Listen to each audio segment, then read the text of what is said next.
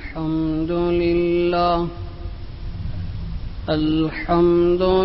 لله وحده والصلاة والسلام على من لا نبي بعده أما بعد وقد قال الله تبارك وتعالى أعوذ بالله من الشيطان الرجيم بسم الله الرحمن الرحيم يا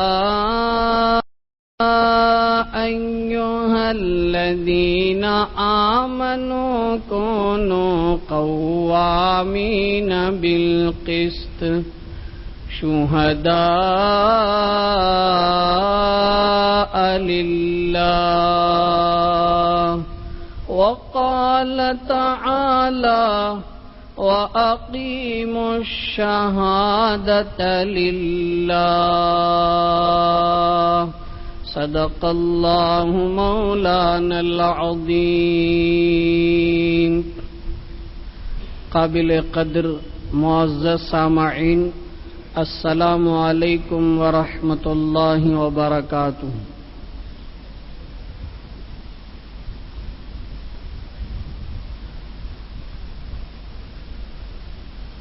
گزشتہ سے پیوستہ جمعے میں ترمذی شریف کی ایک حدیث پڑھ کر سنائی گئی تھی،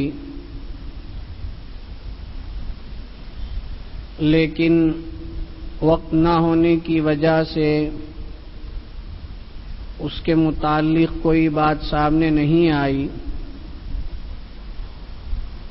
ترمذی شریف کی روایت ہے، حضرت انس بن مالک رضی اللہ عنہ راوی ہیں. اللہ کے نبی صلی اللہ علیہ وسلم نے فرمایا، یا بنیہ، اے میرے پیارے. کبھی کسی کو محبت کے لہجے میں، پیار و محبت کے لہجے میں بلایا جاتا ہے، تو حضور نے حضرت انس بن مالک رضی اللہ عنہ کو اسی شفقت اور پیار و محبت کے انداز میں پکارا، یا بنیہ، اے میرے چہیتے، اے میرے بیٹے، اے میرے لاڈلے. اردو میں اس کے بے شمار ترجمے کر سکتے. سب کا خلاصہ محبت اور شفقت بھرا لہجہ. کیا فرمایا؟ ان قدرت ان تصبح وتمسی، اگر تم صبح اور شام اس طرح گزار سکو. ان قدرت ان تصبح وتمسی، یعنی صبح اور شام کا مطلب یہ کہ صبح سے شام تک، یعنی پورا دن اگر تم اس طرح وقت گزار سکتے ہو. کس طرح؟ وَلَيْسَ فِي قَلْبِكَ غَشٌّ، تیرے دل میں کسی کے بارے میں کوئی کینہ نہ ہو، کھپٹ نہ ہو. تیرا دل شیشہ، آئینے کی طرح بالکل صاف. تیرے دل میں کسی کے بارے میں کوئی غلط بات نہ ہو. وَلَيْسَ فِي قَلْبِكَ غَشٌّ، یعنی صبح کو شام کو ہمارے دل میں کسی کے بارے میں کوئی کدورت نہیں، نفرت نہیں، جلن نہیں، حسد نہیں. حضور نے حضرت انس بن مالک رضی اللہ عنہ سے یہ فرمایا کہ اگر تم اس طرح سے صبح شام گزار سکو کہ تمہارے دل میں کسی کے بارے میں کوئی نفرت، کوئی کدورت نہیں ہے، حضور کہتے ہیں فَفْعَلْ، تم ایسا کرو. تمہاری صبح تمہاری شام اس طرح سے گزرے کہ تمہارا دل بالکل پاک ہو، صاف ہو، جلن نہ ہو، حسد نہ ہو، کینہ نہ ہو، کسی کے بارے میں کوئی رنجش نہ ہو. میرے دوستو بزرگوں، بولنا بہت آسان ہے، سننا بہت آسان ہے. عمل کے میدان میں اصل آزمائش. ہمارا دل بالکل کسی کے متعلق، باپ سے متعلق، بیوی سے متعلق، اولاد سے متعلق، بہنوں سے متعلق، بھائیوں سے، رشتہ داروں سے، پڑوسیوں سے، کسی سے متعلق ہمارا دل گندا نہ ہو، گدلا نہ ہو. ایک بات یاد رکھیں،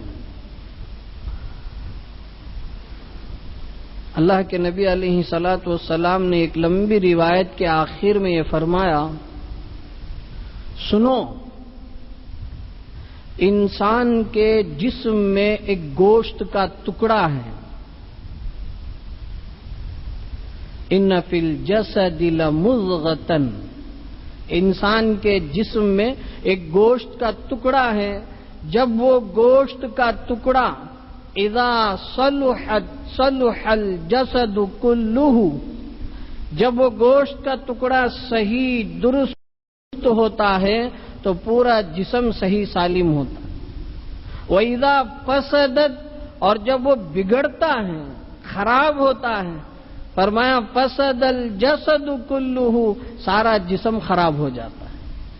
پھر حضور نے آخر میں فرمایا الا، سنو، یاد رکھو، وہ جسم کے اندر کا گوشت کا ٹکڑا وہی القلب، دل ہے. اگر دل صحیح ہے تو پورا جسم صحیح ہے، اور اگر دل خراب ہے تو پورا جسم خراب ہے. دنیاوی اعتبار سے بھی، طبی اعتبار سے بھی، دینی اعتبار سے بھی، روحانی اعتبار سے بھی. آدمی کا دل جسم کا مین پارٹ ہے. اگر دل کے اندر جس طریقے سے کام ہونا چاہیے اگر وہ کام نہ ہو، اس میں فرق پڑ جائے تو آدمی خود بخود کمزور ہوتا چلا جاتا ہے، اور یہاں تک کہ اگر دل کا فساد بڑھ جائے تو پورا جسم ختم ہی ہو جاتا ہے. اسی طرح اگر دل کے اندر گناہوں کی نحوستیں ہیں، خباثتیں ہیں، غلاظتیں ہیں، حسد ہے، کینہ ہے، کھپٹ ہے، بغض ہے، عناد ہے، تکبر ہے، یہ بڑا سمجھنا، گھمنڈ، یہ ساری چیزیں اگر ہیں تو روح بھی اسی طرح ختم ہو جاتی ہے، فاسد ہو جاتی ہے، برباد ہو جاتی ہے. اللہ کے نبی علیہ السلام نے فرمایا کہ جسم کا جو مین حصہ ہے، قلب ہے، دل ہے، اس کے صحیح ہونے سے انسان صحیح رہتا ہے، جسم صحیح رہتا ہے، اور اس کے بگڑنے اور فساد آنے سے انسان کا جسم بھی فاسد ہو جاتا ہے. اللہ تعالیٰ نے اپنے پاکیزہ کتاب میں کئی جگہ یہ بات ارشاد فرمایا کہ آخرت میں وہی شخص کامیاب ہوگا جو صحیح سالم تندرست نیک دل لے کر اللہ کے دربار میں آئے گا. الا من اتی اللہ بقلب سلیم، وہ شخص جس نے قلب سلیم کو لے کر اللہ کے دربار میں پہنچا، اسی کی کامیابی ہے. قلب سلیم، صحیح سالم دل، جسمانی جسم کو باقی رکھنے کے لیے بھی دل کا صحیح ہونا ضروری ہے، روح کو باقی رکھنے کے لیے بھی دل کا صحیح ہونا ضروری ہے. اس دل کو ہم روزانہ پاک کریں، صاف کریں. کیسے؟ روزانہ مرد ہو عورت ہو کتنی مرتبہ اپنا چہرہ آئینے میں دیکھتے ہیں؟ خاص طور پر نوجوان ایک آئینہ نہیں چھوڑتے، چاہے وہ 2 ویلر کا ہو، چاہے 4 ویلر کا ہو، چاہے گھر کا ہو، چاہے سیل فون کا ہو، جو بھی ہو اس میں تو اپنا چہرہ دیکھنا ہے۔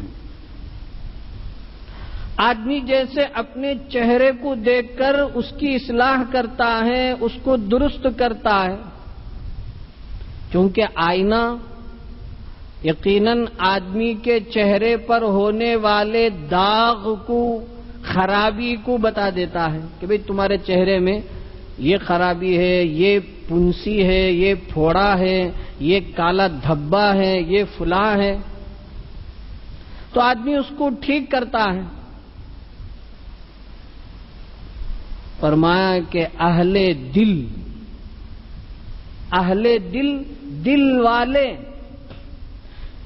اللہ والے، ان کا دل ایسا صاف اور شفاف ہوتا ہے کہ آدمی جب ان کے پاس جاتا ہے تو اپنا چہرہ ان کے دل سے نظر آتا ہے۔ حدیث میں اللہ کے نبی علیہ الصلوۃ والسلام نے فرمایا المؤمن مرآت المؤمن، ایک مومن دوسرے مومن کے لیے آئینہ ہے، اور جس کا آئینہ جتنا صاف ہوگا، ستھرا ہوگا، ہمارا چہرہ، ہماری خرابیاں، ہماری کمی بیشیاں اتنی صفائی سے نظر آئے گی۔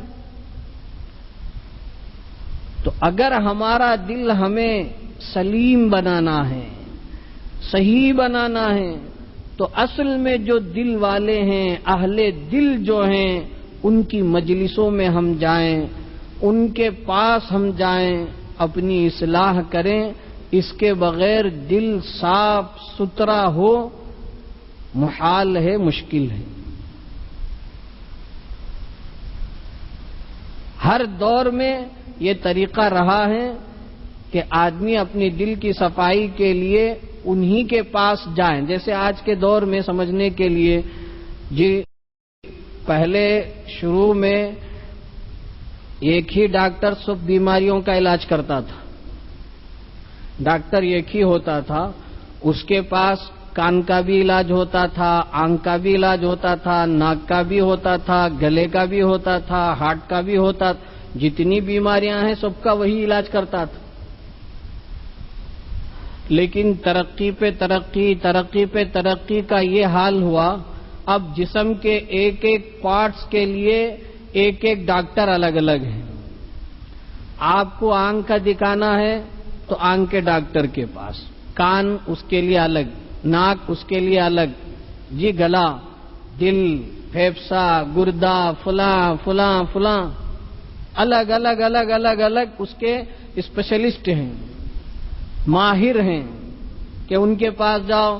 اور عجیب بات کہ آنکھ کا ڈاکٹر کان کا نہیں دیکھتا، کان کا ڈاکٹر دل کا نہیں دیکھتا، اس کا ڈاکٹر اس کا نہیں دیکھتا، اس کا ڈاکٹر اس کا نہیں دیکھتا۔ جب اس میں ترقی ہوئی ہے تو ہم لوگ سمجھتے ہیں جمعے کا بیان کافی ہے، اسی میں ہمارا جسم بھی صحیح ہو جائے گا، اسی میں ہمارا دل بھی صحیح ہو جائے گا، اسی میں ہماری روح بھی صحیح ہو جائے گی۔ اب ہمیں کسی اور جگہ جا کر اپنا وقت بیکار کرنے کی ضرورت نہیں ہے۔ یقیناً ایک دور وہ تھا کہ جمعے کی نمازوں کو آتے وقت وہاں کی فضا، وہاں کا ماحول، وہاں کی دین کی باتیں، اخلاص کے ساتھ بولنے والا، اخلاص کے ساتھ سننے والا، وہ ماحول، نورانی ماحول کہ اسی بیان سے اس کے لیے سب کچھ کافی ہو جاتا تھا۔ جیسے پہلے ایک ہی ڈاکٹر پورا کام کر جاتا تھا، اب حالات بدل گئے۔ اب اگر جمعے کے بیان میں دل کے بارے میں بولیں، دل کی اصلاح کے بارے میں بولیں، تو لوگ کہیں گے کہ بھئی تصوف کی باتیں چل رہی ہیں، خانخواہ ہو گیا ہے، مسجد خانخواہ بن گئی ہے، فلاں ہو گیا ہے، فلاں ہو گیا ہے۔ بہرحال میرے دوستو، بزرگوں، اللہ کے نبی علیہ السلام نے فرمایا کہ اگر دل کسی کے بارے میں کسی بھی طرح میلا نہیں ہے تو ایسا کرو، صبح شام ایسا گزارو۔ پھر آگے حضور نے فرمایا یا بنیا وذالک من سنتی، اے میرے بیٹے یاد رکھو دل کا پاک صاف ہونا میرا طریقہ ہے، میری سنت ہے۔ حضور نے فرمایا وذالک من سنتی، یہ میرا طریقہ ہے کہ میرا دل کسی کے بارے میں گندا اور میلا نہیں ہے۔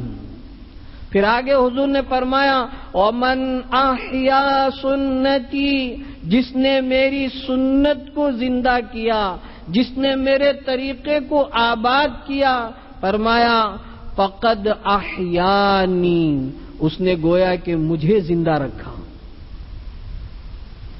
ومن احیانی، اور جس نے مجھے زندہ رکھا، حضور نے فرمایا کان معی فی الجنہ، قیامت کے دن جنت میں وہ میرے ساتھ ہوگا۔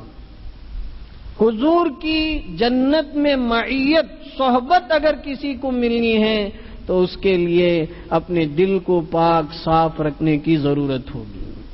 میرے دوستو بزرگوں، آج ہمارے دل کس درجہ پاک ہے اور کس درجہ گندا ہو گیا ہے، ہر آدمی اس کا فیصلہ کر سکتا ہے، اس لیے کہ دل کی کیفیت دوسرا آدمی بول نہیں سکتا ہے۔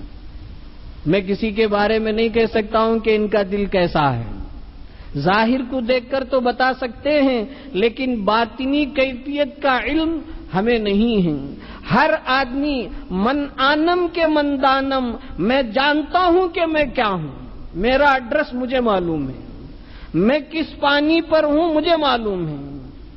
اس لیے ہر آدمی اپنے دل کی فکر کرے، جسمانی اعتبار سے بھی جیسے ہم فکر کرتے ہیں اس سے بڑھ کر روحانی اعتبار سے اپنے دل کی ہم فکر کریں۔ اللہ تعالیٰ مجھے آپ کو، پوری امت مسلمہ کو پاکیزہ دل نصیب فرمائے، قلب سلیم نصیب فرمائے، جس سے ہم آخرت میں کامیاب ہوں گے۔ یہ روایت پوری ہوئی۔ ایک اہم بات آپ کی خدمت میں عرض کرنی ہے۔ قرآن مجید کی سورہ نساء کی آیت آپ کے سامنے خطبے میں پڑھی گئی۔ اللہ نے فرمایا یا ایھا الذین آمنوا کونوا قوامین بالقسط شہداء للہ۔ پھر سورہ مائدہ میں ہے یا ایھا الذین آمنوا کونوا قوامین للہ شہداء بالقسط، اور سورہ طلاق میں ہے واقیموا الشہادۃ للہ، اور سورہ بقرہ کے آخری رکوع سے پہلے ہے وَمَن يَكْتُمْهَا فَإِنَّهُ آثِمٌ قَلْبُهُ وَلَا تَكْتُمُوا الشَّهَادَةَ وَمَن يَكْتُمْهَا فَإِنَّهُ آثِمٌ قَلْبُهُ۔ اس کے علاوہ بھی اور بھی بہت ساری آیتیں ہیں۔ ان آیتوں کا خلاصہ مختصر وقت میں، مختصر الفاظ میں، کہ ہم انصاف کے ساتھ گواہی دیں۔ گواہی دینا انصاف کے ساتھ ہو، طرفداری نہ ہو، مال و محبت کے چکر میں انصاف کو نہ چھوڑا جائے، نفرت اور عداوت کے نتیجے میں انصاف کو نہ چھوڑا جائے۔ مفسرین نے لکھا ہے کہ انصاف سے آدمی اس وقت ہٹتا ہے اور ظلم و زیادتی اس وقت کرتا ہے جب دو چیزیں سامنے ہوں۔ ایک، یا تو محبت کا تعلق ہو جائے، کسی سے محبت ہے تو اس محبت کی وجہ سے آدمی انصاف سے روگردانی کر لیتا ہے، یا دوسری وجہ نفرت اور عداوت، دشمنی کی وجہ سے آدمی انصاف کو چھوڑ دیتا ہے۔ تو اللہ نے قرآن مجید کی بے شمار آیتوں میں فرمایا کہ نہ نفرت تمہیں انصاف کو چھوڑنے پر آمادہ کرے اور نہ محبت کسی کی تمہیں انصاف کو چھوڑنے پر آمادہ کرے۔ نفرت، محبت اپنی جگہ ہو، لیکن جب گواہی دینے کا نمبر آئے تو انصاف کے ساتھ۔ یہ تمہید ہے، مقدمہ ہے۔ ابھی ہمارے سامنے الیکشن ہے، 2-4 دن میں ہمیں ووٹ کرنا ہے، تو اس سلسلے میں عام بات یہ ہے، نمبر 1، کوئی فرد جس کے ذمے ووٹ ہے قانونی اعتبار سے، وہ اپنے ووٹ کو ضائع نہ کریں، ضرور اپنے ووٹ کا استعمال کریں، کہیں بھی ہو وہ اس ایک دن کے لیے، مختصر وقت کے لیے ضرور آئیں اور آ کر اپنا ووٹ کا حق استعمال کریں۔ کچھ لوگ ہوتے ہیں بیزار ہو کر، ارے کیوں ہم اس جھمیلے میں جائیں، یہ سوچ کر ووٹ نہیں کرتے ہیں، شرعی اعتبار سے بھی گناہ ہے، قانونی اعتبار سے تو ہے جرم، لیکن شریعت کے نظر میں بھی ووٹ ہونے کے باوجود بلا کسی عذر ووٹ نہ کرنا جرم ہے، گناہ ہے، نمبر 1۔ اس لیے ہر مرد عورت بالغ جس کا ووٹر آئی ڈی ہے اور اس کا لسٹ میں نام ہے، وہ ضرور اپنے حق کا استعمال کریں۔ نمبر 2، اس ووٹ کے حق کا استعمال کرنے کے لیے صرف انصاف کو سامنے رکھیں، مال، محبت، عداوت، نفرت کو اپنی نظروں سے دور کر دیں۔ ووٹ نوٹ کے بجائے نوٹ، پیسوں کے بدلے ووٹ، یہ سب بالکل نہ قانونی اعتبار سے درست ہے، نہ شرعی اعتبار سے درست ہے، اس لیے کہ یہ ووٹ کا ایک مقام شہادت کا ہے، گواہی دینے کا ہے۔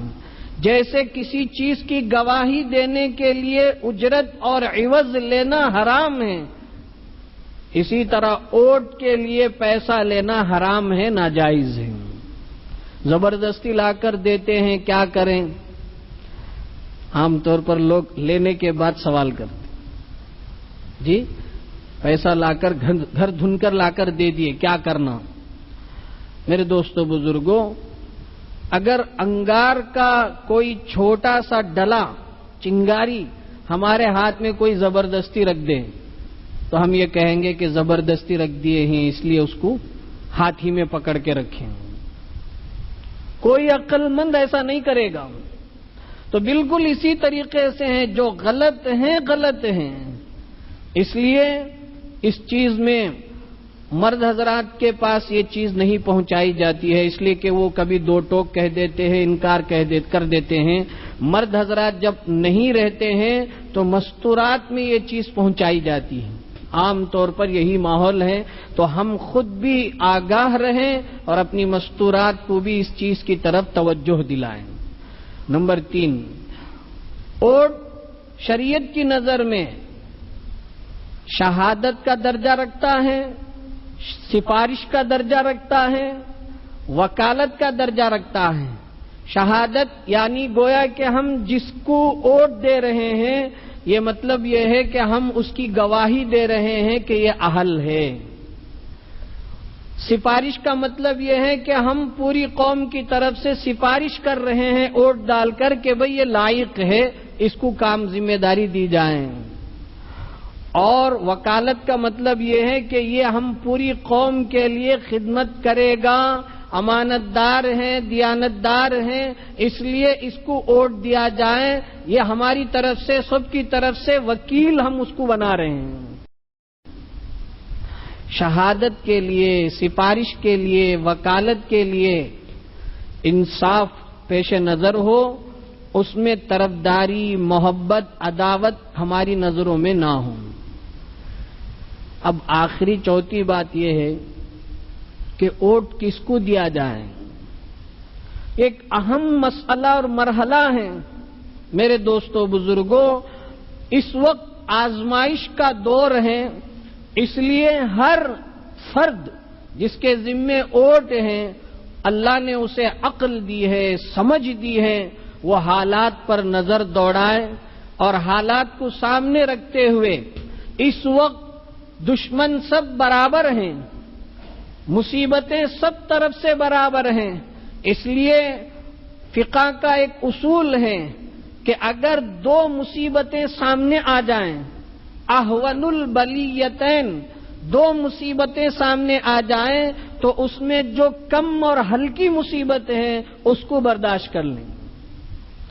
دو مصیبتیں ہیں، ایک بڑی مصیبت ہے، ایک چھوٹی مصیبت ہے، تو اصول ہے، قاعدہ ہے کہ ایسی دو مصیبتوں کا جب سامنا ہو تو بڑی مصیبت سے چھوٹی مصیبت کو برداشت کر لیں، اس میں بھی اللہ تعالی کی مدد شامل ہوگی، ملے گی۔ اس لیے ہم یہ نہیں کہیں گے کہ آپ کس کو ووٹ دیں، اس لیے کہ آج پوری دنیا جانتی ہے، سب لوگ جانتے ہیں، اس لیے ہمیں سوچ سمجھ کر اپنا قدم اٹھانا ہے، ہمیں طرفداری میں جانا نہیں ہے، بلکہ ملک کے لیے، صوبے کے لیے جو جس درجہ لائق ہے، قابل ہے، جیسے ہماری زبان، موٹی زبان میں ہم بولتے ہیں نہیں سو ماموں کو نکٹا ماموں، آج وہ دور ہے، اس لیے ہر آدمی سوچ سمجھ کر اپنے ووٹ کا استعمال کریں۔ اللہ تعالیٰ سے دعا ہے کہ اللہ تعالیٰ خاص طور پر اس وقت صوبے کے اندر اور پورے ملک میں اور پورے عالم میں امن عافیت نصیب فرمائیں۔ وآخر دعوانا الحمد للہ رب العالمین۔